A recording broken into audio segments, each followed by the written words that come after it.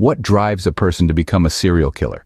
Is it nature or nurture, or perhaps a dark cocktail of both?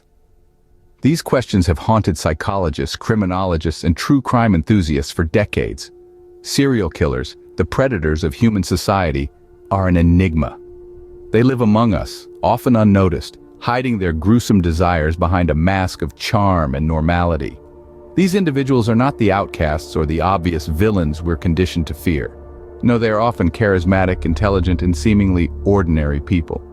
They blend seamlessly into our everyday lives, making it all the more shocking when their true nature is revealed.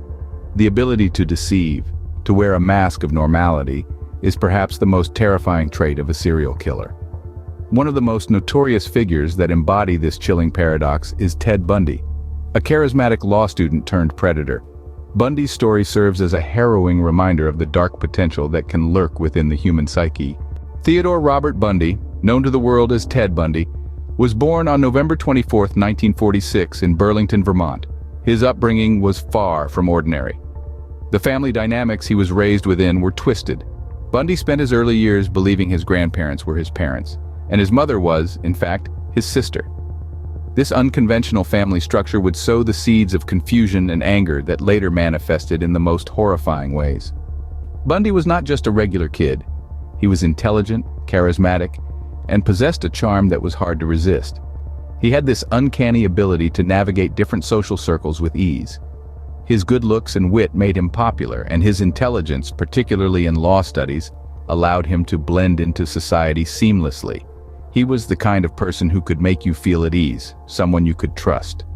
Little did anyone know behind this affable exterior lurked a monster.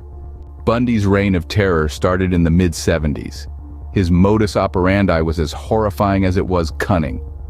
With the charm of a gentleman and the mind of a monster, Bundy used his charisma to lure unsuspecting young women to their tragic ends. His tools of deception varied from feigning injuries to impersonating authority figures.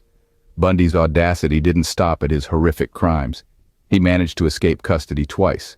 The first time, he dared to leap from a courthouse window during a hearing in 1977. The following year, he outsmarted his captors again by slipping through a hole in the ceiling of a Colorado prison. His killing spree knew no bounds. He left a trail of terror across Washington, Oregon, Utah, and Colorado. The scale of his atrocities remains a haunting uncertainty, with confirmed victims numbering over 30. His twisted journey finally came to an end in 1978, when he was captured once and for all. Bundy was put on trial, representing himself in a bizarre spectacle that captured the nation's attention. As the gavel fell in 1978, the courtroom held its breath. Bundy, the law student turned defendant, conducted his own defense in a display of chilling audacity. As the evidence mounted, so did the realization of his monstrous deeds. Before his execution in 1989, Bundy confessed to 30 murders committed between 1974 and 1978. Yet the true count of his victims remained shrouded in mystery, a grim testament to his ability to deceive and destroy.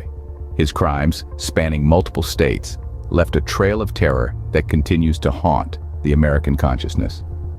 Since then, Bundy's case has become a subject of intense interest in the field of criminology, a study in the psychology of serial killers. His charm, intelligence, and capacity for cruelty challenge our understanding of humanity. Ted Bundy's life is a chilling testament to the darkest corners of the human psyche, a reminder that monsters can hide in plain sight.